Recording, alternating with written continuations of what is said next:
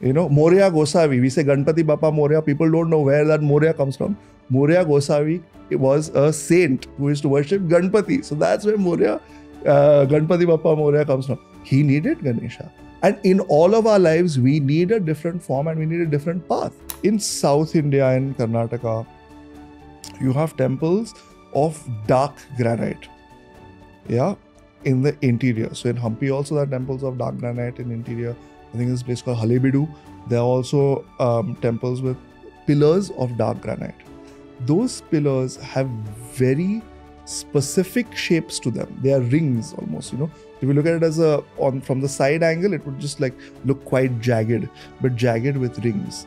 Now, if you look at that and you record something on your phone and see the shapes that come, they're very similar in form.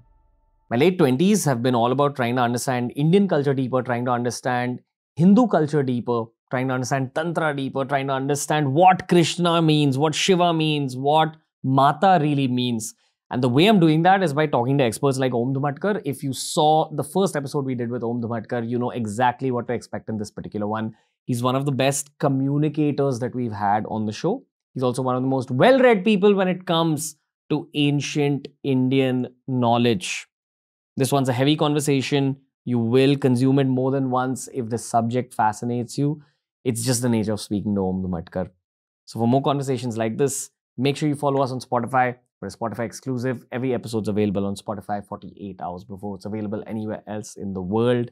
Remember, guys, everything that I'm learning through these episodes becomes so much more meaningful when I get to share it with you guys. So thank you for all the support you've shown the Ranveer Show. My meditation app, Level Supermind, is now live in the App Store and the Play Store. A lot of ancient Indian cultural knowledge has been coded into that app. If you want to begin your meditation journey, if you want to further your meditation journey that's already begun, that is the app for you. Make sure you check it out. You'll earn yourself a 1-week free trial if you click on the link down below. And for now, this is one of my elder brothers in life, Om Dhumatkar, teaching me and hopefully teaching you guys, the audience, a lot more about Indian culture on The Ranveer Show.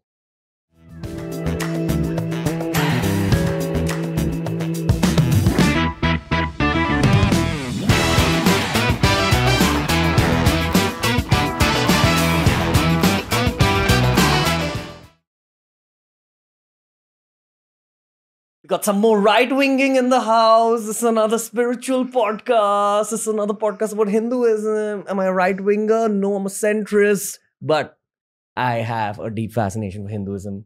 I learn from the experts. I learn from super successful bankers who also double up as pundits. What's up, Om Dhumatkar? Welcome back. Thank you so much for having me. Party Pandit, I should say. That's my new name after doing this wedding last week.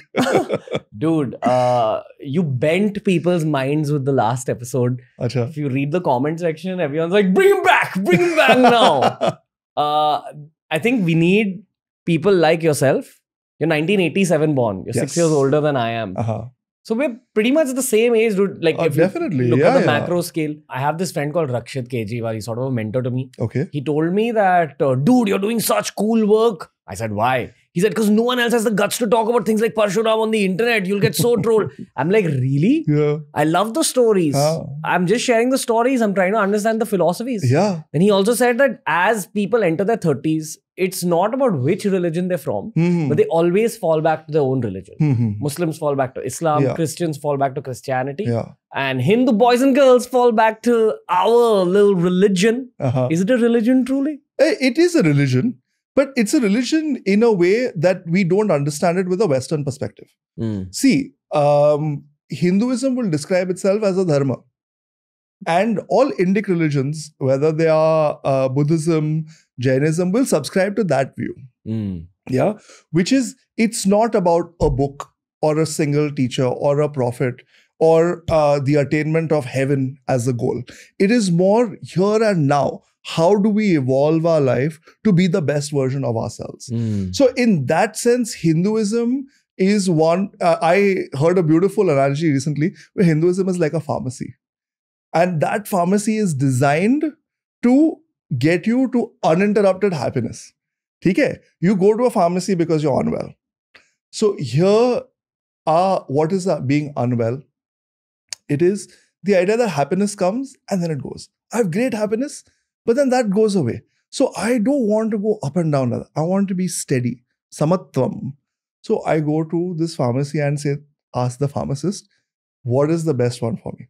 Then the pharmacist will take a reading and say, he'll understand, do some tests, or the doctor will do some tests and say, for your proclivity, for who you are, for your tendency, here's the path towards uninterrupted happiness for you. For some, that might be dhyana. For some, that might be meditation. For some, that might be primarily karma, action. For some, that might be artistic. It would be Natya Shastra, Gaya, Kirtan, all of those sorts of things. But ultimately, what is it doing? It is exercising our inherent tendencies to be able to calm that fluctuation up and down. The same principle applies to which deity we worship. For someone, they would want a deity who is in a female form, because that really excites. And this is not just women. Ramakrishna Paramahamsa, the great yogi, the great master. He was the guru of Swami Vivekananda. Swami Vivekananda. He used to worship Kali Ma. He needed a female deity. You know, Moria Gosavi. We say Ganpati Bappa Moria. People don't know where that Moria comes from. Moria Gosavi was a saint who used to worship Ganpati. So that's where Moria, Ganpati Bappa Moria comes from. He needed Ganesha. And in all of our lives, we need a different form and we need a different path. And that's where Hinduism or Sanatan Vedic Dharma, as the technical name is so expansive, because it says whatever sampradaya, whatever tradition within Hinduism you fall into has been prescribed for your specific needs. And actually, the same principle applies to all religions. Every person approaches religion based on what their proclivities are. For some, the message of Guru Gobind Singh Ji will resonate more. For some, the message of Jesus, of expansive love and acceptance will resonate more. For some, the message of Buddha, of shunyata, withdrawal, will resonate more. And that's one of the beautiful things that in India, because the underlying philosophy is this, that's why all of the religions have come here and thrived. Christianity came to India before it went to Europe. Really? Yeah, through the Syrian Christians who were settled in Kerala came here first. The only country in the world, or the only civilization, shall we say, in the world where there has not been Jewish persecution, even today there is no anti-Semitism, is India. Yeah, Muslims have, obviously there's been waves and waves of Islamic entry, shall we say, in India. They are still there. Even though there was a partition, we have a thriving Muslim population. And the nicest thing is, you know, I feel really happy when we go to a temple and we see people of different denominations there. You can have a Sikh person in the Hindu temple. I personally love going to Gurudwaras. I live in London, so over there are churches primarily. I've been and meditated in many churches over there, because where will you find a meditation space? And for me, that was very normal. And it's not like I've walked away from my religion to do that, but Hinduism as a religion gives you the foundation to be able to do that.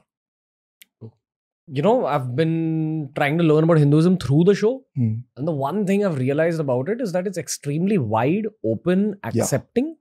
And it's all about questioning. Yes. You need to go deeper into your own mind, deeper into other philosophies as well. There's a whole atheism aspect of Hinduism. I've had like some people who are sort of atheists. They won't say that they're atheists, but they are. Acharya Prashant Ji, I think that's you. But my point is, I really enjoy studying other religions as well. And by studying other religions, it's actually expanded my understanding of Hinduism itself. Then in Hinduism, I've started learning much more about Tantra. Something I want to touch upon in this episode as well. And we're going to cover so much width in today's episode. Again, this is like another deep dive into spiritualism.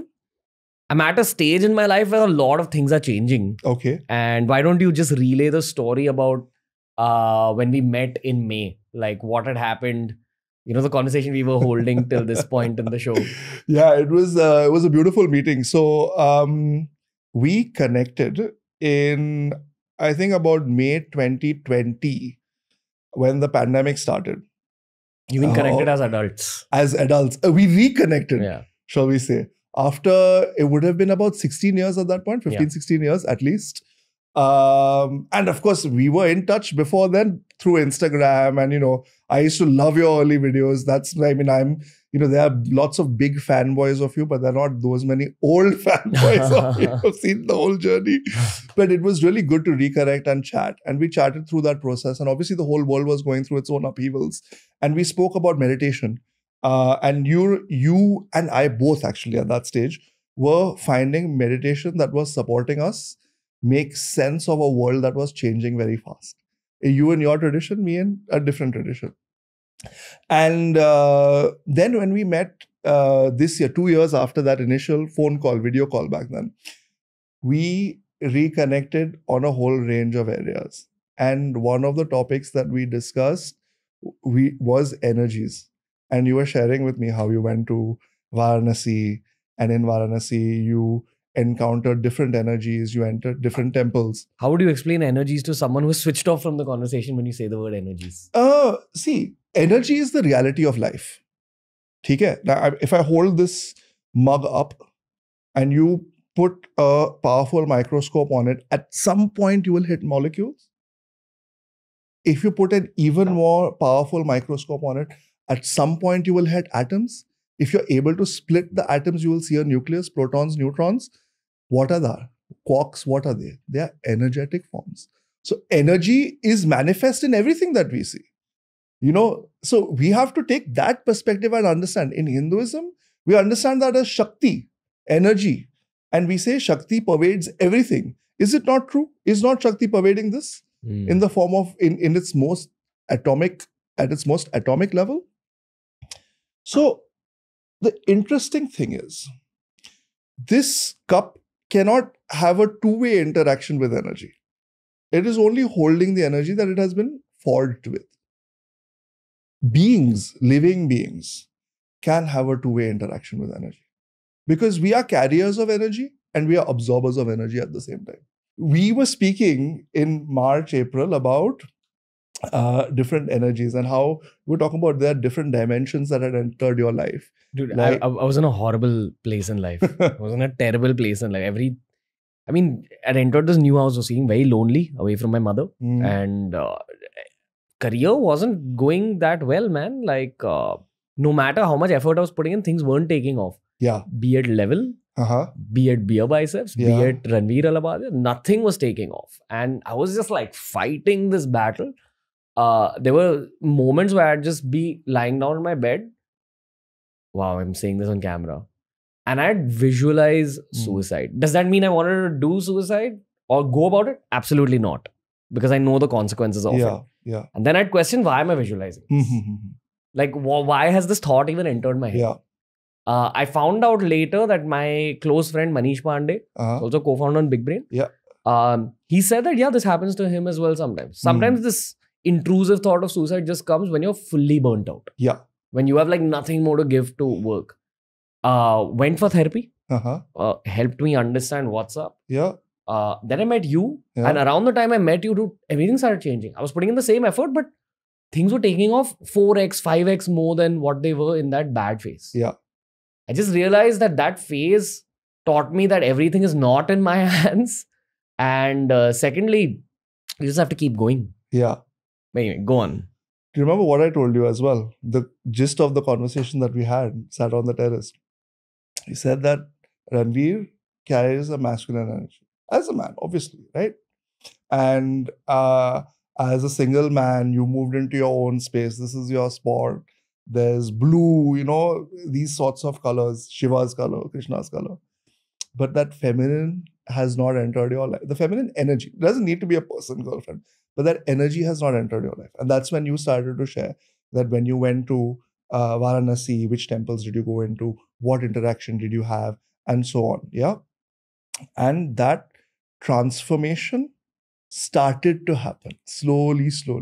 And of course, you've had other podcasts since, and they've pushed you on that journey. Recently, I saw on your stories, you were talking about crystals. That's again a push, because crystals come from where? Come from the earth.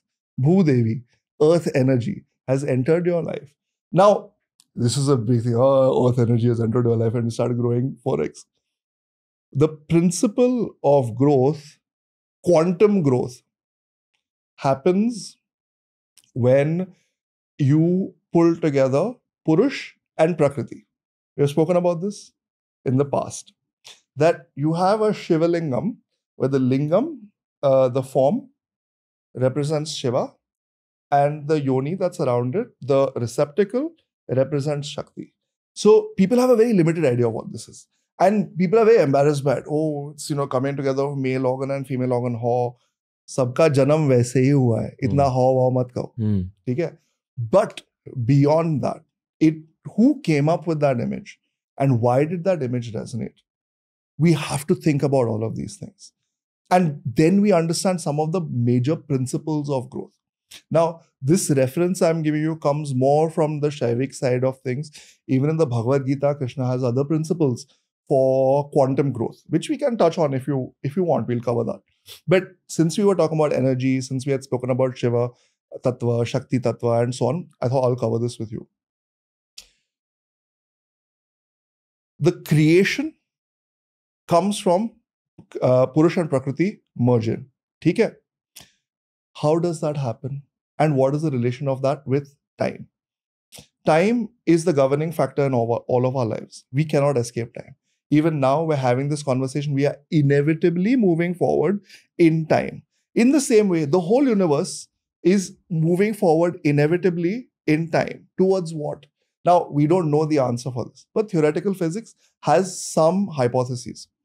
One of the hypotheses is that there will be, as stars explode, they will attract the galaxies that are nearby to the point that there will be one major explosion that will attract the debris that has been created in the universe. That will have the form of a black hole. Now, many people know what black hole theory is, right? We've now had instances of observable photographed black holes as well. Now, if you look at the photograph of a black hole, what do we see? We see a rim, and then we see a dark center in the middle. Okay? That's the event horizon is the rim, and the point of singularity is the center. If you look at it front on, we see it as a circle. If you look at it from the side, we see it as a tube, right? There's the event horizon, and then behind that is the point of singularity that is drawing everything in. When that drawing in happens, time as a function stops at that point of singularity, which in Sanskrit we call shunyata.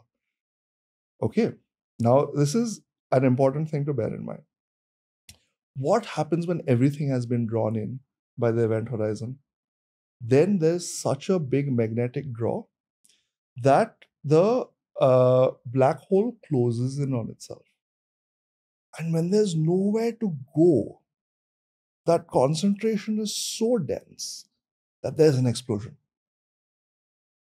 That relates very closely to the Hindu theory of creation. Okay, now that coming together of the closing of the black hole, the form of that is an ellipsis, lingam. And at that point of singularity, the radial explosion, that is yoni. So everything that has been created, any quantum results that have been created, everything that we see, this conversation that we're having right now is the coming together of Shiva and Shakti, Purush and Prakriti. And when we balance those two energies, we start to see quantum results in our lives. Let's talk about this conversation being an example of it. Yeah. So the questions in my head and the answers in your head are the potential, which is Shiva. Yeah. And when we begin this work of doing the podcast, we're putting it into action, which is Shakti. Is that what you mean? Is that the correct analogy? It is, and the results that they have is Shakti. Okay. Now, we answered this question from a Shiva Tattva perspective, Shiva Shakti perspective. In Sanskrit philosophy, that is known as Sankhya philosophy, where we talk about Shiva Shakti, and draws also from Vaisheshika philosophy, which talks about atomic theory. Okay? Now let's talk about Vedantic philosophy, drawing from Srimad Bhagavad Gita and Krishna's world. You say that you have had 4x growth, or how many ever, just quantum growth. Do you think you did it? No. Hold on. Again, two pieces of context here. One, things literally just switched up in my life May onwards. The right guests started coming on the show. You were one of them. We took certain work calls in terms of we stopped saying yes to every single podcast. Mhm. There was a lot of podcasts which I kind of didn't want to do, but I just said, okay, let's try it as an experiment. But that doesn't control the fact that the right guests came my way, came into Yeah. my life. People DM'd me on Instagram and Yeah. then became guests. Yeah. And things have taken off. Like we're Yeah. sitting on like 4x, 5x growth probably Yeah. right now. So 6 months ago. Parallelly, a co-founder of mine on Level, Mhm. Mr. Ayush Anand, who you also Mhm. know well, because you kind of mentor him with Bhagavad Gita lessons. Yeah. Had tweeted this incredible thing once. He'd put it on Instagram probably. About 33% equity in what you do. Yeah. I'd love for you to highlight that before we move on with the story. See, that I'll explain the principles behind it because Sure. actually Ayush puts it really well. I'll some point bring him on and ask him about it. So Ayush and I, we have a weekly, as a small group, we have a weekly Bhagavad Gita class every Sunday. And in that we discuss these concepts. And it's not just about understanding the scripture. Because Bhagavad Gita as a scripture is extremely relevant to our lives today. You know, we are all Arjunas in our own Kurukshetra, trying to make our way through it and trying to make sense of all of the different stimuli that are coming our way. So he's got his own beautiful style of capturing it.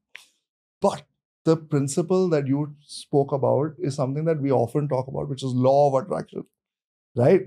Now, you are saying that these people came into your lives. Law of attraction is mentioned twice, or the explanation for law of attraction is given twice in two different contexts in the Bhagavad Gita. One is a linear growth where you have a goal in mind, you attract the circumstances and you hit that goal. The second one is quantum results. Okay. So the linear results are, say, if I want to achieve a certain size or, growth or a promotion or something like a very specific goal in my mind. Krishna says, Ye yatha mam prapadyante tam sthathaiva bhajamyam mama vartmanu vartante manushya partha sarvashah. Which means, as one worships me, that is how I manifest to them. Most people just but most people get a lot out of just this much of the verse. But the next half of the verse is very interesting, where Krishna says, Mama vartmanu vartante manushya partha sarvasha. Everyone, in whatever they are desiring, in whatever they are wanting, are propitiating me alone, are calling on me alone. So Bhagwan, through his Daivik power of Maya, grants what we are drawing. Yeah. So what ends up happening sometimes when you think about Maya, you say, oh, Maya is wrong, Maya ko chhod do. You have to get out of Maya. Maya is the simulation. Maya is the potent energy of the Lord, which we can also go into depths about because these are really beautiful, deep philosophical concepts. But we often, in colloquial language, we say Maya is illusion, illusory, and which it is. It's an illusion.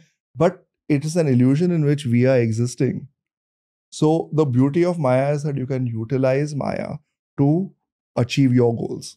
Now, it depends on what your goals are, right? You can use it to achieve the goals that you have in the worldly sense. I want a house, I want a partner, I want blah, blah, blah. By focusing on that goal, and then Bhagavan says, Ye yatha mam prapadyante tam sthathaiva bhajamyam. As they worship me, if they worship me as a relationship, I will manifest as a relationship. If they worship me as money, I will manifest as money. If they worship me as promotion, I will manifest as promotion. What does that mean if you worship me as X, Y, Z? So what does ultimately, anything that we are desiring comes from Bhagavan alone. You mean the desires are put into our head because of God? The desires come from, the ultimate desire for anything is what? Happiness. Whether I want to drink a glass of water and I'm thirsty, or I want to get married and have, a family. Ultimately, I think that this will give me happiness. Okay? The problem is, rather than searching for happiness, we search for the interim steps. And Bhagavan understands that. And he says, I will create a system for you. I will create an arrangement for you where you ask for what you want and that system will give it to you. Yeah, that is the same thing as law of attraction. And Bhagavan says 4 types of people come to me. Chaturvidha bhajante mam, enough, Sukruti Norjuna. Artho Jignasur Artharthi Jnani cha Bharatarshaba. 4. So 4 types of people come to me, Arjuna, worship me. Artho, one who is distressed. Oh Bhagavan. Or I am broken up. I need a partner. Or I'm really struggling financially. I need more money. Distressed. Jignasur, one who wants to learn. One who has some desire to learn. And that could be spiritual learning or it could be worldly learnings as well. I want to learn. I want to learn the molecular structure of this water. So that ultimately, that's also a desire. And that's also going to Bhagavan. Artharthi. So one who wants material growth. Yeah, material possessions and so on. And Jnani. All 4. So all 4, which in these 4 categories, we can put all of us and all of our desires at any given time. What is Jnani? Jnani is one who is searching for knowledge, highest spiritual knowledge. Spiritual growth. And self-realization. Yeah. Okay. So if we think about all of our desires, we can put them in these 4 categories broadly. So if Krishna is saying all these 4 are coming to me and I am servicing them and ultimately everything is through me, then that law of attraction, the linear path, is being given by Krishna alone, by Bhagavan alone, whether you believe, whether you see Krishna as your Ishta Devta or not. Bhagavan alone is giving all that. That's the linear path to law of attraction. Then there is the quantum path, which is you start to see results that you had not even expected. There are quantum results happening. Quantum matlab what? In all directions, things are growing. In your health, you're growing. In your relationships, you're growing. In your work, you're growing. And that is having radial effects. You grow in your work, you mentor someone, they grow. They mentor someone, they grow. You earn some money, you spend it, you create a new industry, then the new people come in, they grow. And you're also growing. These quantum results are happening on all sides. That quantum results, Bhagavan talks about in the form of yajna. Now, yajna is a phrase that most people are familiar with. Havan, another word for Havan is yajna, fire ceremony. Yeah. Now, yajna, today we understand it as, we understand as sacrifice because that's the English translation. But it's much deeper than that. Much, much deeper than that. Because sacrifice creates this idea that I'm giving up something. But actually it is an expression of abundance. That I have so much that I am thankful for it. And I'm saying that this has not been created by me. I am pouring myself into this. I'm pouring these offerings into the fire for Bhagavan, for the divine who has made all of this possible. How do you say? In the Vedas, where they talk about Karma Kand, there are clear instructions for yajna. How should it be? And typically what used to happen when these big yajnas used to take place, everyone in the community used to come and contribute. So some person would bring the grain, someone would bring the firewood, someone would bring the ghee, and someone would erect the tent, someone would clean the space, someone would come and chant, someone would cook the food. So it was a community gathering. And this principle of yajna, today also we see Sarvajanik Ganpati. If you're having a puja at your house, I'll come, I'll bow down, I'll leave some cash. That is also a form of yajna, participating, community participation.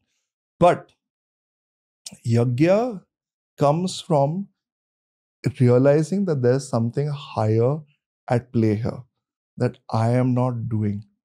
Then when we take the I out of the equation, then suddenly our insecurities go, our fears go, our likes, dislikes, preferences, ye hona chahiye, wo nahi, that clears away. And more of us is present in that moment to participate. So what Bhagavan says to Arjuna in chapter 3, chapter 4 of Bhagavad Gita is you participate in this war. Participate in your job, whatever your job is. Participate in it with yajna spirit. Participate in it by taking that I-ness and my-ness, take it out of it. Think that this is, I am expressing my abundance. I recognize that there's a higher power in play.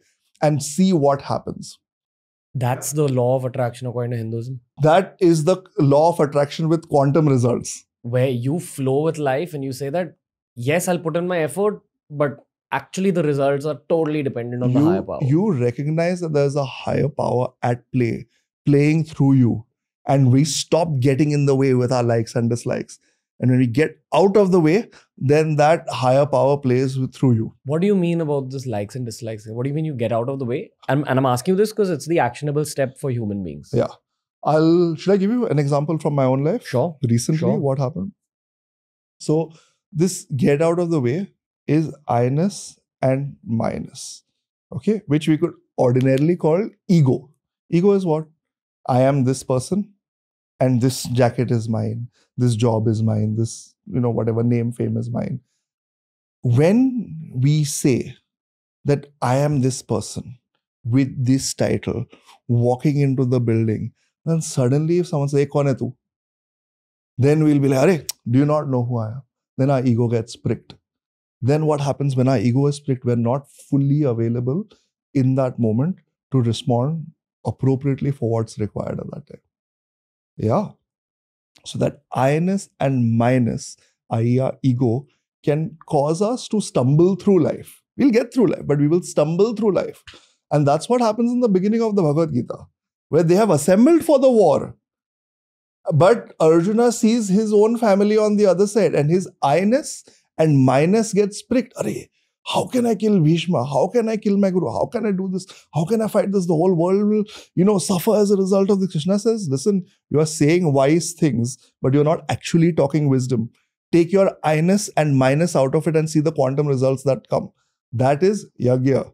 So in Hinduism, we have this theory, law of attraction, but we actually have it in a much more profound sense than it's currently explored on YouTube, because we have the linear path, which is what we've got in The Secret. But we also have this quantum path, which Shiva Shakti is in the Shaivite tradition, and through from more not just Shaivite, but from a Vaisheshika and a Sankhya tradition philosophically, and from a Vedantic perspective philosophically, we've got this path of the Gita.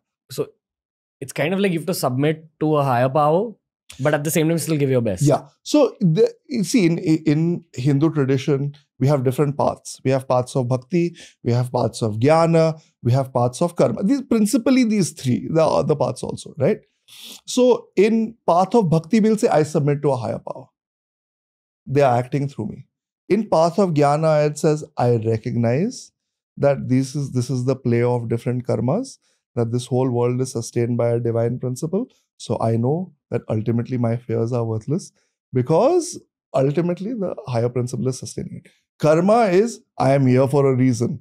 I have to act. I am not going to run away from this field. I'm going to do what's needed. So it's a slightly different bend depending on where your mind is at and which path you are following. But yes, ultimately there is unity across all three.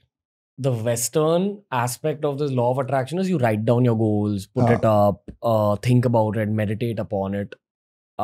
That's all I know about the Western law of attraction. Yeah. When people in the West talk about using it. Yeah. Is there a version of that in terms of actionables here? Same ही तो है. ये यथा माम प्रपद्यन्ते ताम सदैव भजाम्यहम. We write down our goals, put it on the wall, look at it, visualize it. What are we doing? We are doing a process that in Hinduism is known as upasana. I look at, say for example, I want my dream house. I write that down. I want my dream house. It should have so many bedrooms. It should have so much outdoor land. It should have a balcony. This should be the view. I take that, write all of that down. I find some nice reference photos, create a mood board, put it up on the wall, and I look at it. And I say, oh, wow.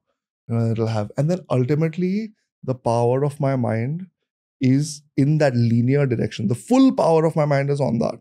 And gradually the circumstances develop for that to manifest itself. Now, when we go into the temple, or when we sit down in our home temple to meditate, and we see a picture of Sri Ganesh, okay, what do we see? We see all of the same attributes of that. We see, oh, I have a large head, so I should have a profound intellect to engage with the world. I have large ears, so I should listen more. My mouth should be covered, so speak at the appropriate time. I should have a trunk that is very, so I should navigate the world well. That trunk can pick up a log and can pick up a pin. It's very malleable to the situation. I have a large belly, so I should be able to digest everything that the world throws at me. I have 4 hands, which means I should be dexterous in the actions that come to me. I have a pasha and an ankush, which is a noose and a goad. So I should be able to push myself in the right situations as well as hold myself back in the right situations. So just as we are absorbing the visualization of a mood board in the Western concept of the law of attraction, in the same way we are absorbing the divine qualities of the Lord through the process of upasana. Now, upasana in colloquial terms, we mean darshan. So what do we do when we go take darshan of the deity? We go to the temple, dekha, namaskar kiya, ek pradakshina kiya, and we leave. Or we sit down for a period of time. But real darshan, let's sit there for a moment. Let's observe the different qualities of the deity. Observe the form. Reflect on, why does Bhagavan have some deities? Why do they have 4 hands? Why do some have more hands? Why do some have weapons? Why is someone on a lotus? So this process of upasana creates connection. That connection creates depth. That depth creates manifestation. Yeah. So Krishna's what he's saying. Ye yatha mam prapadyante. You can either think of him as his form in a deity and absorb him and connect with him and manifest, or you can think of him as house and he'll manifest. He's very willing. I'll manifest it for you through Maya. What do you have to do? Just desire. But who are you desiring for? Be conscious of that. Yeah. Am I desiring for myself or for my greatness? Or am I desiring for my evolution? And we can desire for our material things also for our evolution. May I get the right amount of money so that I can do good in the world? Lakshmi ji, may Lakshmi ji come to me so I can do Narayan Seva. Where do we see Lakshmi ji? At the feet of Narayan. So she is also doing Narayan Seva. So may material growth come to me so that I can use it for a higher good. Got it. So when your law of attraction is associated with spiritual growth and you submit and you still work hard and do your duty well, like give your 100% in your work. Yeah. These 4 factors come together. Yeah. And actually give you your goals faster. Quantum growth happens. If you think about India's history, we were Sone ki chidiya at one point, as they say, a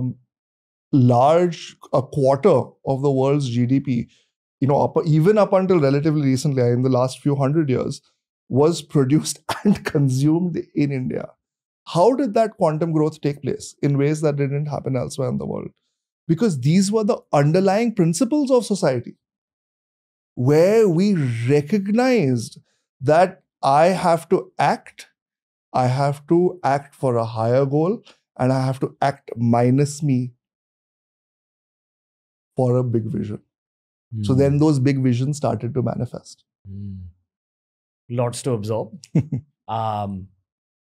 We had Rajarshi Nandi on the show, who's become like a fan favorite. Okay. Now because of the Tantra podcast. Yes. What a guy. Incredible. Yeah. If any of the audience members have not checked out those episodes, my God, you should go check it out. Give me a whole different aspect on Hinduism. It was very Tantra-centric. Okay. Now, parallelly, what I've understood about Hinduism is that it's very wide, lots of different practices, lots of different paths. Yeah. And Tantra seems to be the quickest path towards the end goal of Hinduism, which is liberation or moksha or nirvana. Yeah. Going beyond your ego, enlightenment, as people. Yeah. At least from what I've learned on the show. Okay. Tantric practices seem to be the swiftest, most intense, possibly also kind of dangerous path. Now, parallelly, when I spoke to Acharya Prashant, and we had a historian called Mohsin Raza Khan on the show. Okay. And these guys spoke about how the first version of Hinduism was Vedic. It was much more about Havans. And it said, according to historical conjecture, that Krishna existed and the Mahabharata happened at around 3000 BC. Like around that time. Acharya Prashant said that the practices that happen today in modern day Hinduism, where you go to temples, where you pray to murtis, these are tantric practices. Okay. So I'm a little confused about this, because if Tantra is the most advanced and fastest path to growth, is it a relatively new practice? Has it been developed recently, or is it an ancient practice that's refound? What's the ancient identity of Hinduism? It's a deep question, and I'll give you a landscape view and give you a portrait view. Sure. Chalega? Yeah. The landscape view, firstly, let's just touch on the point that you made, that Tantra is the fastest way. Okay? Or the most, fastest way is what you said. Is it also the fastest way to material growth? We'll come to it. Okay. See, now your bare biceps. Okay? There are 3 body types, as we know. Ectomorph, Mesomorph, endomorph. Okay? Now, ectomorph has difficulty graining a muscle. Mesomorph has difficulty shedding fat. And endomorph is the robust body. Meso is the robust, endo is the difficulty shedding. So see, your bare biceps, I am banking. So you tell me. Right? So different body types have different tendencies and therefore require different training. And different diets. Different amounts of rest, different forms of conditioning, massage and so on. Right. It's different. Right? So in the same way, our minds are also different. So for some, Tantra might be the fastest path. Gotcha. For some, Bhakti might be the fastest path. For some, study of the scriptures, Jnana and Dhyana might be the fastest path. But see, ultimately, and Krishna speaks about this in the Bhagavad Gita as well. He uses this beautiful phrase when talking about these different paths. He says, one who sees them as one, he is the one who truly sees. Saf pashyati, yaf pashyati, sa pashyati. The one who sees this as part of a continuum is the one who truly sees. Yeah. So that hopefully answers that question, which is the fastest path. It's more based on your conditioning. Now, to go on to the broader landscape, what is Hinduism? How did it evolve? And where are we now? So, Hinduism, firstly, Sanatan Vedic Dharma comes from the Vedas. Yeah, Vedas literally come from the root word vidya, knowledge. Okay? A few thousand years ago, was a great Rishi Acharya, whom we often call Bhagwan himself. Bhagwan Vedvyas. Vedvyas is the title. His name was Sri Krishna Dvaipayana. That was his name. Vedvyas ka jo naam tha, birth name. Krishna Dvaipayana. Not to be confused with the Krishna? Not to be confused with Krishna. Bhagwan Shri Krishna. So there are different people who have lived, who have had the name Krishna. Bhagwan Shri Krishna is one. I mean, he's Bhagwan. That's why we say Bhagwan. He's got all of the attributes that we would want to desire or that we are attracted to. All attractive. Bhagwan Shri Krishna. But one of Draupadi's names was also Krishna. Dark-skinned. And one Vedvyasa's original name was Krishna Dvaipayana. The one who is dark-skinned or darker shaded in appearance, as well as born on an island, Dvaipayana. When Vedvyasji was manifest on this earth, he realized that a lot of the Vedas need to be structured, need to be compiled, and otherwise they are at risk of getting lost. So the whole body of knowledge known as Vedas was compiled by him into 4 Vedas. Rig Ved, Yajur Ved, Samaved, Atharva Ved. These 4 Vedas. Each of the 4 Vedas have their own constituent parts. Yeah, Aranyakas, Brahmanas, mantras, and so on, which we have previously also spoken about. It's very simply Upasana Kand, which are hymns, Karma Kand, which is the practice, Havan practice, and Gyan Kand, which are the Upanishads. Yeah. Now, what was practiced when? when Sri Krishna was manifest on this planet,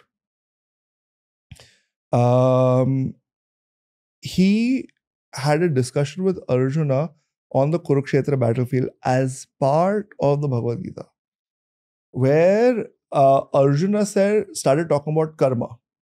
And when Arjuna was talking about karma, he was meaning karma kand. Yeah, i.e. the Havan practice, which was prevalent at that period of time. But Bhagavan Shri Krishna said, you are doing the karma kand, but do you know why you're doing it? What does that mean? And how you can take the principles of karma kand, which we have just discussed about quantum results, and apply it into your own life. That's where the karma yoga concept came. That yoga means union. Union through your karma is karma yoga. So that when we talk about the historicity of it, there's definitely an evolution that Bhagavan Shri Krishna introduced, where he said karma is not just what havan you do, but absorbing the principles of that in your day-to-day life. Yeah. Then if you see, the Hindu concept of time is circular and divided broadly into 4 parts. I don't want to say quarters because different streams say different periods last for different amounts of time. But 4 parcels. Yeah. Satyug, Dwapar Yug, Treta Yug, and Kali Yug. Now we are currently in Kali Yug. In Kali Yug, the ability to be able to undertake Havan, Karma Kand is limited. So therefore, a more concise version of those practices are recommended. The most concise version of those practices comes from a text known as Kali Santarana Upanishad. Okay, Kali, Kali Yuga. San means total. Tarana means overcoming. And Upanishad, we already know, are the philosophical texts that are in the Vedas. Yeah, Kali Santarana Upanishad.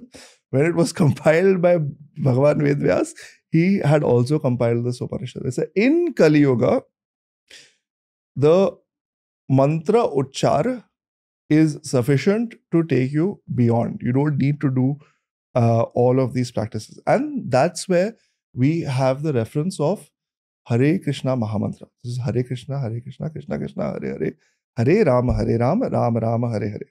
Okay? So if practices develop for the purpose of evolution, spiritual evolution, in Kali Yuga, mantra uchchar is sufficient.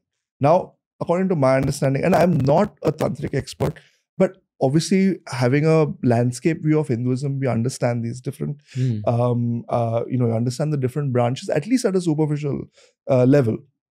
Yantra and Tantra all have important meaning. Yeah, mantra is the collection of words with depth that allows us to transcend our mind. Man, mind. Tra is short for Trayate, which means to transcend. Manaha Trayate iti mantra. That which helps us transcend the mind is mantra. Mantra, when visualized in a form, creates a yantra. Yantra, which is a tool.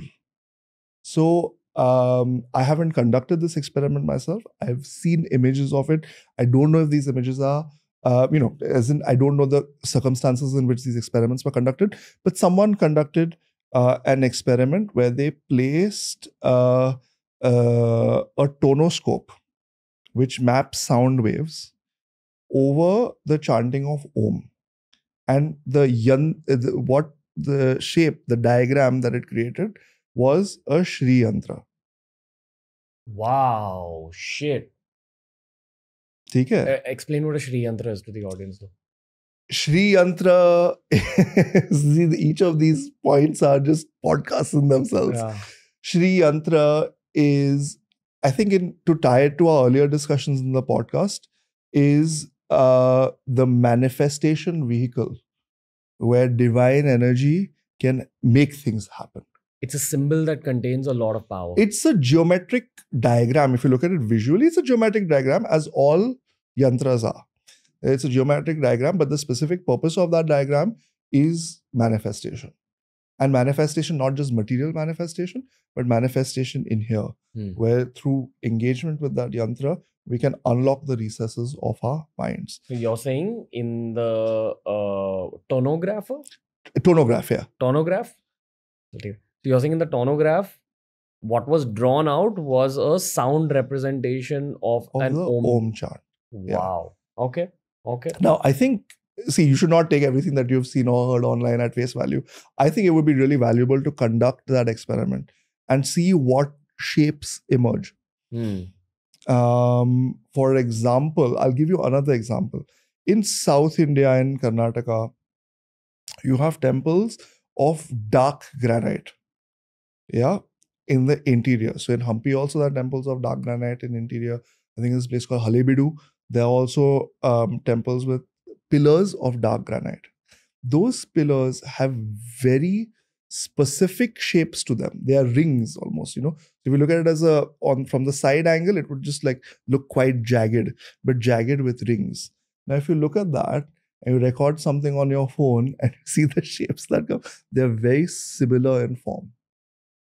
So there is a theory that each of those pillars are representative of the energy with which that temple or that deity has been established.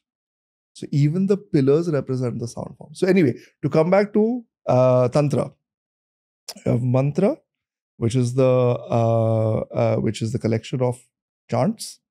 You have the yantra, which is the tool, and tantra is the utilization of the tool. How do you utilize it? Say, for example, now I have this cup.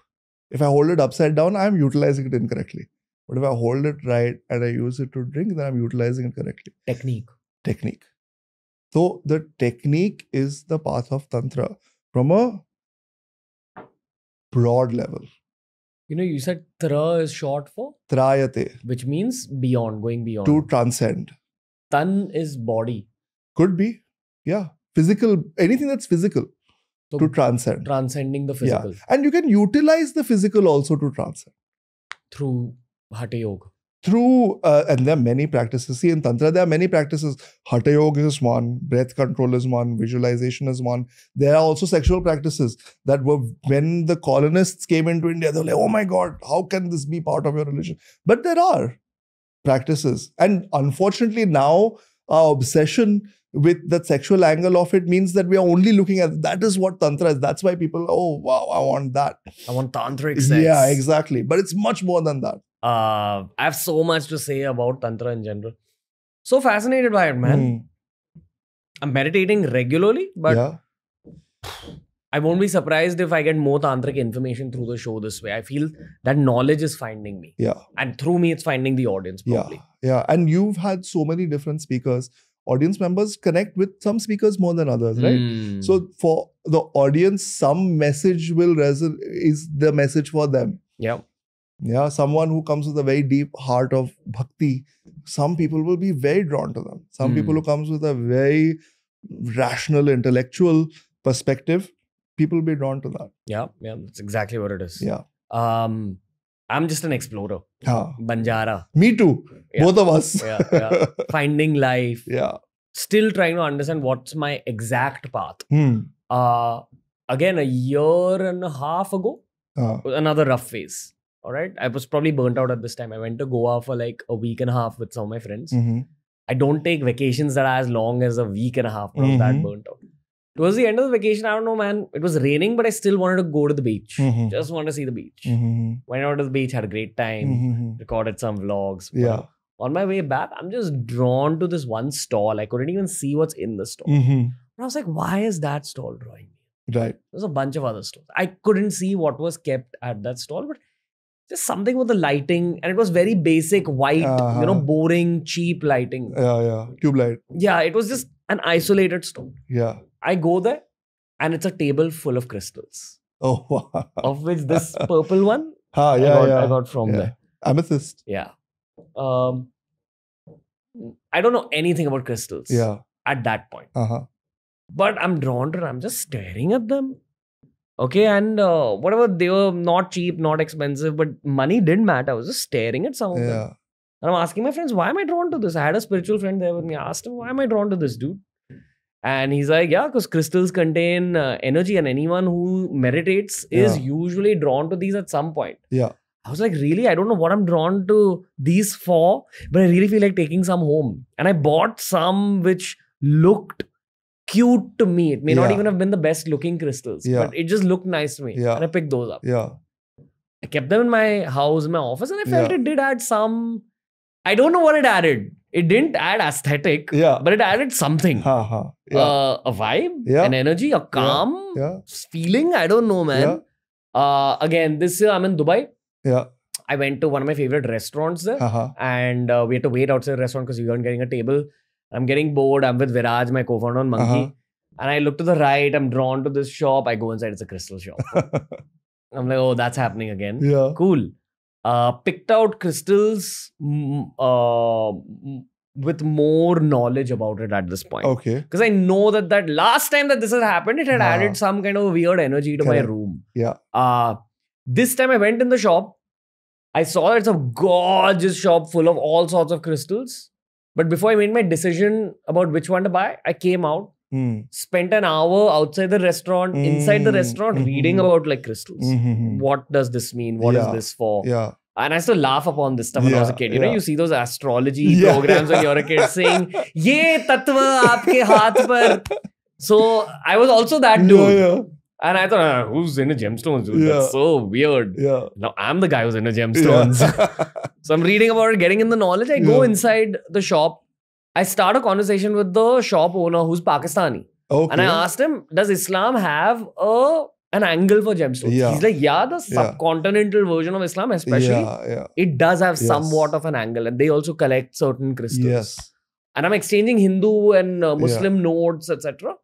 And he told me that only pick out the crystals that you're actually drawn to. That's a rule I follow myself. That's a rule generally people are supposed to follow. Yeah. Because he's like, the wrong crystal might have wrong effects on you also. Yeah. So don't pick out everything. I'm not here to take your money. Hmm. Just pick out the ones which are speaking to you more deeply. Got it. I sent my team out and I was just alone with that guy in the shop, just discussing crystals, understanding his learnings. Got it. Picked out a few crystals, Yeah. got them home. Yeah. It is definitely an effect in my life. And it might just be placebo, Yeah. but why do I feel so much more internally strong? Why are my Yeah. meditations going deeper? Yeah. Why are career opportunities coming my way? See, the challenges with a lot of these things, Ranveer, there is a dictionary meaning of a word, and then those words are very loaded. So if you say vibes, there's a dictionary meaning, vibration, right? We speak, there's a vibration. Yeah. So we carry that vibe. But we say vibes as like some sort of happy, clappy, hippie comes into mind, right? Same with woke. Same thing is happening, right? With idol, same thing. It's got a meaning, but it's a loaded meaning that's added onto it. So crystals, vibes, all of these things are slightly, to understand them, we have to let go of our ego a little bit. Yeah. Because our ego is such that I know everything. What are you? I'll sit here and I'll judge Ranveer. Yeah. It's almost derogatory for someone to speak about crystals. Very much so. Now, but the reality is, all that we are is the earth and the 5 elements of the earth manifested in a different construction. Right? Calcium, skin, whatever we have consumed through our food as manifested in our body. So you can say this body is earth in a different form, right? Earth and the 5 elements in a different form. The thoughts that are in our head are also conditioned by the earth, i.e. by the food that we eat. If we overeat, we have a certain type of thought. If we don't eat enough, people get hangry. What is hangry? Earth is not engaging with earth. So that's creating a certain, that hangry is a warning sign saying, go eat something. Yeah, because you're out of whack. So what we physically are is earth in a different form. What we mentally are also is influenced by the earth in a different form. What are crystals? Crystals are coming from the depth of the earth itself. They are gemstones created because of centuries of pressure put upon them. Yeah. So specific elements that have had that intense pressure have transformed into something different that we are now attracted towards. Centuries of intense pressure on a carbon atom has now transformed into a diamond. In the same way, lifetimes of intense pressure on this body, that is the earth in a different form, or this mind, that is the earth in a different, has transformed into an evolved being. We are from the earth. We are guided by the earth. And this is where like energies and things, they come into play. If we have an open mind, then Bhu Devi, the earth goddess, Bhumi, Mata, Mother Earth, will draw us and guide us. But if you have a closed mind, then this is just fodder for people to make YouTube videos and gain views on your name. Saying that, oh, Ranveer talks about crystals. Which will happen now. Inevitably. Yeah. So we'll sit back and watch. Sit back and watch. See, the thing is, we're all walking unique journeys in life. If you go for a walk on the beach, some people will be really drawn to the shells. Other people won't even register that they're there. Why? Because we are earth walking on earth. And there's a conversation that's happening that we are not even aware of. Our perception is so limited. We think that we are talking here face to face. But there's a completely different cellular conversation that's happening all the time. And so the elements that we bring into our life, the elements that we bring into our space are influencing us in ways that we don't realize. And for people who are going through high pressure, they will have these elements come in, and at the right time, they will disappear also. Do you want to hear a story? I'll give you one. I found a Gomti Nadi ka stone, Shaligram stone, that was energized and given to my mom by a sadhu. And said, "Ye Om ke liye." मैंने उसका chart देखा, उसको ये पहनना चाहिए. By energized, you mean mantras were chanted? हाँ, mantras were chanted. It was, or it was cleansed. I don't know whether it was potency was put in, or it was just the mantras were to clean it. But it was energized and given to me. Now I was like yours. That was a bit, weird, but fine. It's a nice looking ring, and it's from my mom. So as a gift, I'll wear it. I wore it. It helped steady me in terms of my spiritual practice. It was there with me while I was achieving some important goals for myself. So in 2018, I ran the London Marathon. We raised thousands of pounds, like lakhs of rupees, for charity. And it was there with me throughout. And I not that I could say, oh, I was wearing this ring and suddenly I have, Captain Planet powers. But I realized that in retrospect, there were certain things that clicked after this thing happened. Yeah. And that's why I used to really cherish that thing, not just as a gift from my mother, but also something that was quite special to me. And then after a point, I started to see that it was becoming loose. Not that I had gained weight or lost weight or anything like that. I just started to see that it was becoming loose. So I just sort of made a point that to make sure that it's there. And one day I was going on a run in London, about 15-kilometer run. And throughout the run, I was just checking, it's there. After the run, I finished. I sat on the grass. I looked at my hand, it's gone. Now, where it fell, God knows what. But at the time that it needed to exit, it started to say, but now the purpose has been fulfilled. So now that the earth element is taking the earth, taking it back. Or it went to someone else. Or it went to, who knows who might have needed it? Who knows who found it and what inspiration they got? I had this rose quartz heart-shaped crystal locket, which was helping me a lot. A friend of mine came home who was going through a tough time. It felt like giving it to her. Like an internal voice just came and said, give this to her. Have another rose quartz. Same thing. I feel like crystals, maybe after they've done their job, you're supposed to give them. And this is a woo-woo conversation. So let's bring it to practical, right? Yeah, sure.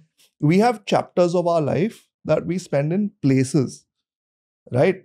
We have a certain chapter of our life that is spent in a physical building of a school. If I'm of working age and I sit in that school and call it remote working, it will be weird. However nice we feel when we go back to school, a part of us also knows that we can't sit there. Mm. There are certain chapters of our life that we spend in certain cities, right? You end up going somewhere for an event, you have a good time, but then beyond that, if you go back the next time, you will not have that experience. So, we spend time on Earth in different parts of this planet, and actually on this planet, as is needed for our evolution. And the Earth sustains us through food. The Earth sustains us through company by sustaining the other people that we need to meet. And the Earth guides us. That's why Bhudevi and maintaining the Earth is so important. How do you use the crystals in Hindu rituals? They are, they're not widely used. Some uses are, as you say, you will put them on a ring or you'll put them on a thing, and they are energized in a certain way, and then you carry that frequency with you. Sometimes when there is a yagya, there is a deity. In front of the deity, there's a yantra. In the yantra, they are placed at different objects are placed at different points to create different energetic spaces. What are the objects? They could be crystals. There are metallic objects as well. There could be, like a ring of copper or brass or gold even.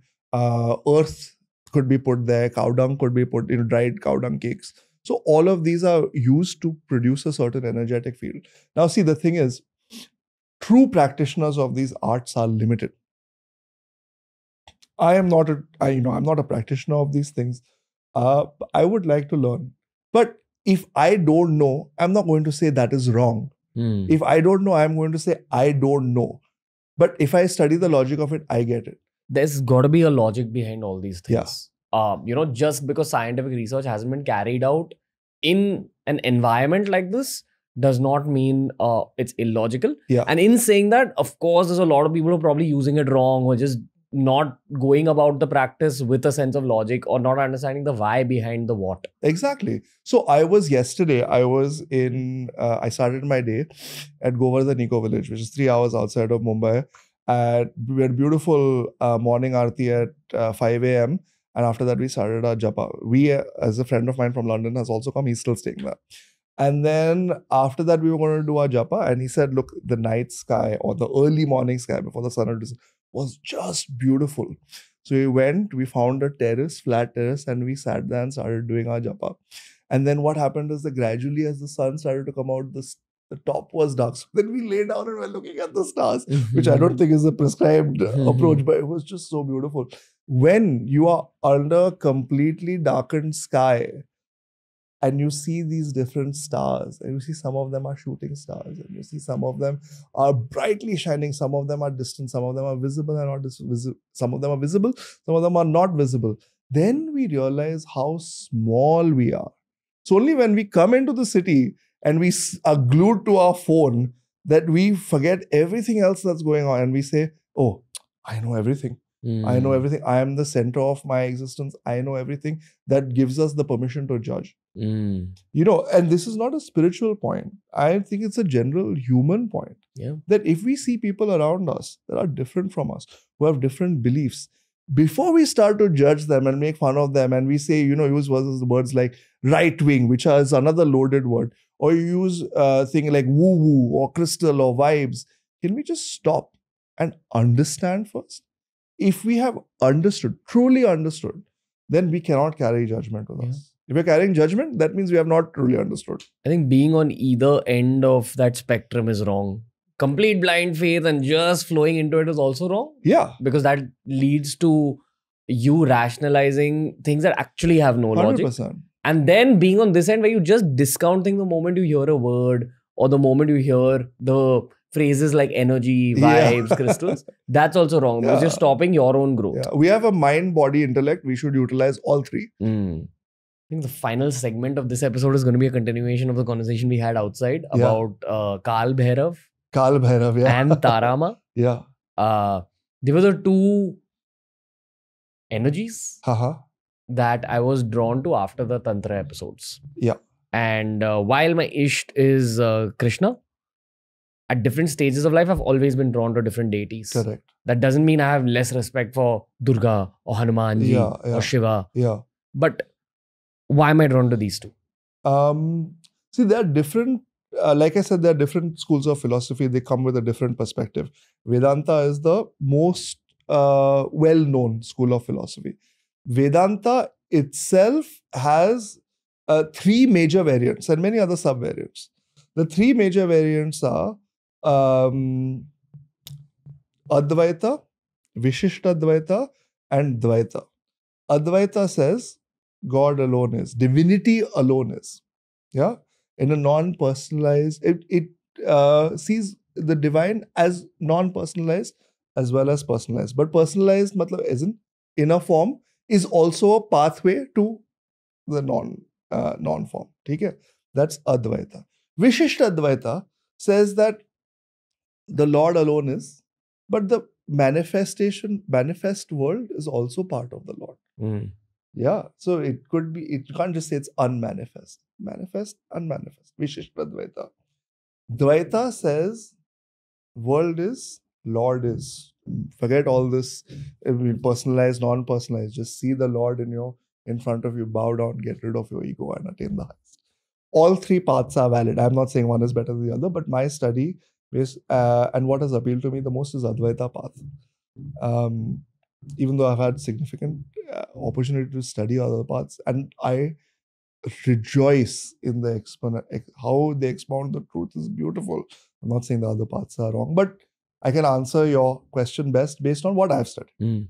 Okay, so Advaita path, when I have studied it, it has helped me understand the divine almost like a room. Okay, imagine there's a room, a large hall, in fact. The experience of being in the hall is what? Sat Chit Anand. Completeness. You have complete experience of the truth. You have complete conscious experience. You're not sleeping at some point and waking up and having weird conscious dreams. You're consciously aware at all times. And Anand, it is blissful. Yeah, Sat Chit Anand. But to get into the hall of Sat Chit Anand, you need to be attracted by it. Mm. So you will be, because we are in our own world, yeah. And so what if it's temporary? At least it's high. I had a temporary high, but I enjoy it and I want it. Why would I want to leave that and go? So to attract us into that hall of Satchidanand, we have various. The Lord manifests itself in various forms to attract us, and the pathway is different.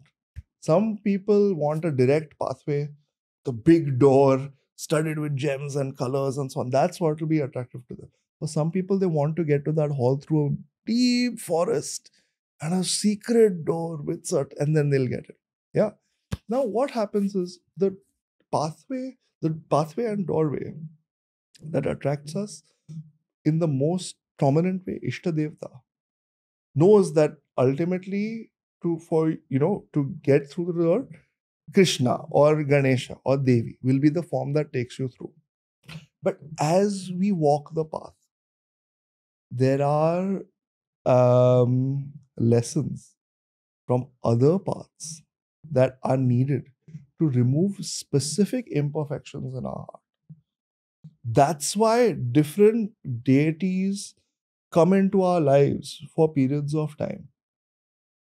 And this is not just colloquially in your and my experiences. Many great masters have had the same experience.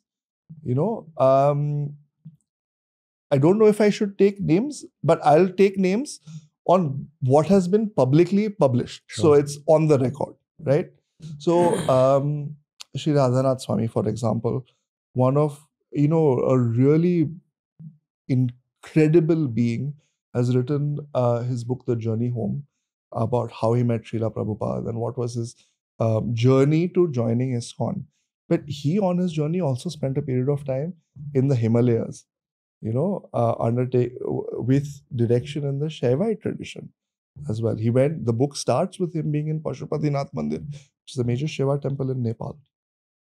Mata Amritanandamayi Ma from Kerala started her devotional journey, began with Shri Krishna and ended with Devi. That's when she merged into the highest, her consciousness merged into the highest. Right? So the divine will use the paths, the means, the doorways to draw us in. And when some people have doubts when a different form comes, they start getting worried. Am I being disloyal? I feel like we should recognize that as an act of grace. That someone said that, oh, I care about this person. This person's making progress. So now from cardio machine, I need to take them to free weights. I'm going to give them a little bit of free weights workout. And that's the different forms that come into our lives. Do you want to shed some light on Kal Bhairav? Yes, sure. I mean, look, tantric practitioners will speak about this in great depth with more authority than me. So I acknowledge that I'm not the authority here. So Kal Bhairav, the name itself, has two elements to it. Kala means time. Bhairav means the terrifying aspect of Lord Shiva. Kal Bhairav's purpose is not to destroy, as is colloquially said. Shiva is the destroyer. Kal Bhairav's purpose is, and I say Kal Bhairav, Shri Kal Bhairav Ji's purpose is to take people to their rightful destination. Now, what is the rightful destination in Hinduism? It is Sat Chit Anand, as we have experienced. To get to Sat Chit Anand, we have to shed our identification with this body, mind, intellect. Okay, this ego. How do we do that? We merge through different pathways. Until we get to the pathway, we have to go through the experience of karma, or different things coming up, and say, okay, well, I really fancy black, so I'll live a life. Then suddenly one point will come where my life is black alone. That karma is then being expanded. Then at least at that point, if I say, okay, I need to move towards the higher, then the spiritual path begins. So Kal Bhairav is the fierce form of Shiva that is dragging us through our life experiences towards that ultimate destination. And why is it fierce? Because it is dragging us. Whether we want it or not, it will create conditions in our life that will take us to that divine destination. Kal, we said we are all being consumed by time eventually. And dragged means he accelerates the journey. Kal Bhairav Ji is the Kotwal or the dispenser of justice in Varanasi. Varanasi we see as a place in India. But from a Sanatani perspective, it is not just a place, but a collection of a specific consecrated set of energies that are present in various temples, where various spiritual practices are undertaken and where an acceleration of evolution can take place. Yeah. I'm not going to speak anymore on Shri Kal Bhairav Ji, just because the more you speak, the less believable it becomes. And even if I speak about it, ultimately it's something that we have to experience. But Kal Bhairav, there are stories associated which I can just maybe cover in an instant if you want. But Kal Bhairav Ji's purpose is to accelerate our evolution towards the ultimate goal. Maybe by giving you material gifts early on so that... As needed, yeah. So, Kal Bhairav Ji's first appearance in the Puranas, is in Shiv Puran, associated with the passing of Sati Mata, who was Shivji's first wife. And what, as many people know, what ended up happening at Shri Daksh Prajapati's Yagya was that Shiva was not invited. And when Sati Ma went... Daksh was Sati Ma's father. When Sati Ma went, she was... Not only was she insulted, but through her, Shivji was insulted as well. And then, she decided to, through yogic process, exit because she could not bear. When Shiva reached, he saw the lifeless form of Sati. and he took out one of his jata in his anger and smashed it on the ground. Through that appeared Shri Kal Bhairav ji. Now, this is the story, this is the Puranic version of it.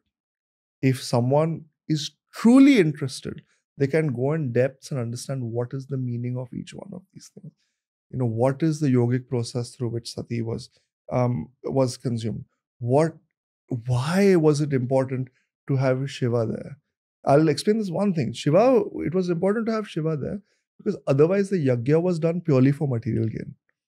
Shiva is the spiritual truth. You cannot do yajna for material gain. You have to do it for spiritual truth and accept that the material gain that comes.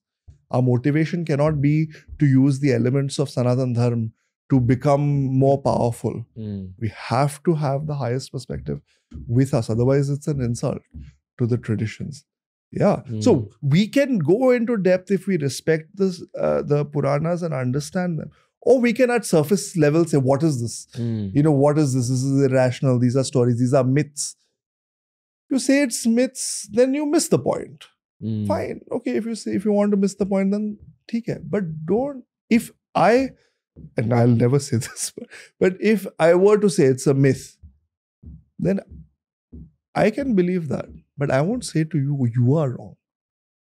If people don't believe it, it's fine. Don't believe it. But don't tell people who are believing it that you are wrong. Why? Because when I judge people who are believing it, I recognize that I don't know. Kal Bhairav is an entity, is a power, is a manifestation of a divine that is beyond any of our conceptual capability. So we should treat it with respect and try and understand and make progress. And if we don't understand, if we reject it, fine, reject it, but don't discourage other people. Don't break other people's faith. Would you like to highlight Kali Ma and Tara as well? Similar to Kala Bhairav, Kal appears in Kali Ma as well. Now, people assume that Kali Ma is called Kali because of the color of her skin, but no, because she's taking us to our divine destination. What is Kal? Kal is time. Okay. Kal is time. So Kali Ma takes us from where we are to our ultimate destination, which is we are all bound by time, but she will accelerate our journey through it. So a similar function you can say to Shri Kal Bhairav in a different concept, in a different context with a different energetic reality associated with Kali Ma. Kali Ma is shown as in a very fierce form, but she's also a very loving deity. So only the fierce form is, if you can go beyond the fierce form, you get to the loving Kali Ma, who is nurturing and takes care of those who go to her. Shri Tara, and this is a very deep concept aspect of Shri Vidya, which again I'm not really qualified to talk about, so I won't go in huge amount of detail. But Tara also comes from that word Tarini. Yeah, one who takes you beyond, one who accelerates. So I believe, and I may be wrong, I believe Tarini Ma is Tara Ma is a younger form of Kali Ma. Right? More youthful, more energetic, draws you with greater pace. Draws you with greater pace? Greater pace. Than Kali? Yes, more dynamic. Chalo. Yeah. Really? Now, these deities are consecrated, they are worshipped by skilled and qualified practitioners. If one wants to worship them, then please seek guidance. Don't just play with energies that you don't realize. And if people are drawn through the conversation that we've just had, then don't take my authority at face value. Use this as a starting point and go to a qualified acharya. And actually, I will say this on all subjects. People said to me, oh, so you now become a guru, huh? I am no guru. I'm nobody's guru. I'm no guru at all. I'm not even an acharya. I'm not a teacher. I am a seeker like different people, like you, like anyone else on the path, I am a seeker.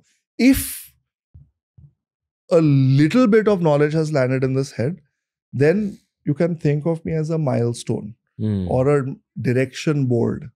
You want happiness? Go here. You want truth? Go here. That is all I am. So if people are encouraged by this conversation, they want to go deeper, then seek that depth. Mr. Om Dhumatkar, I think this is a heavy enough episode now. Let's call it a day on this Amazing. one. Another kind of packet of knowledge that you've given us, the TRS audience as well. Just want to say thank you. Don't want to end this with too long a monologue.